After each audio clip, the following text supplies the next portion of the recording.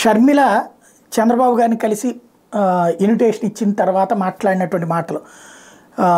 YS Rajasekhara Reddy గారి మనవడు రాజారెడ్డి పెళ్లి జరుగుతున్న తరుణంలో చాలామంది రాజకీయ నాయకులను పెళ్లికి ఆహ్వానిస్తున్నాం. ఇందులో భాగంగానే చంద్రబాబు గారిని కూడా పెళ్లికి వచ్చి వధూవరులను ఆశీర్వదించమని కోరడం జరిగింది.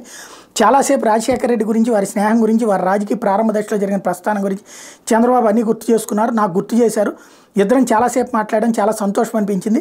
పెళ్లికి వచ్చి నూతన వధూవరులను ఆశీర్వదిస్తానని మాట ఇచ్చారు.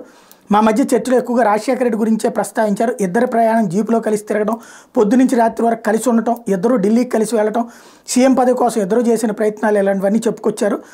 లోకేష్ నా గురించి చేసిన ట్వీట్ను రాజకీయంగా చూడబాకండి. చంద్రబాబు గారికి ఒక క్రిస్మస్ కేక్ మాత్రమే పంపడం జరిగింది. ఆ కేక్ కేవలం చంద్రబాబుకు మాత్రమే పంపలేదు, కేటీఆర్, కవిత, హరీష్ రావు వంటి వాళ్ళకు కూడా పంపించాం. రాజకీయాల జీవితం కాదు, రాజకీయం ఒక ప్రొఫెషన్. రాజకీయ ప్రత్యర్థులుగా ఒక మాట అనుకోవడం జరుగుతుంది. కొన్ని సందర్భాల్లో కేక్ పంపిస్తే అందరి మధ్య మంచి అనుబంధం నెలకొంటుంది. చంద్రబాబు కలవడాన్ని రాజకీయంగా చూడొద్దు. చంద్రబాబుని కలవడానికి రాజశేఖర రెడ్డి కూడా సొంత పిల్లల పెళ్ళిళ్ళకు చంద్రబాబుని పిలిచారు. చంద్రబాబు కూడా రావడం జరిగింది, మమ్మల్ని ఆశీర్వదించడం జరిగింది. అందరం ప్రజలకు సేవ చేయడానికి ఉన్నాం, అందరం ఫ్రెండ్లీగా ఉండాలి, ప్రజల కోసం అందరం నమ్మకంగా పనిచేద్దాం.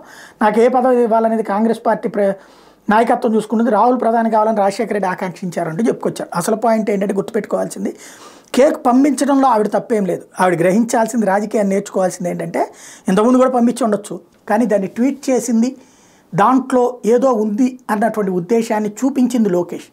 దాన్ని రాజకీయంగా వాడుకోవాలనుకున్నది లోకేష్. ఆ విషయం షర్మిలకి అర్థం కాలేదు.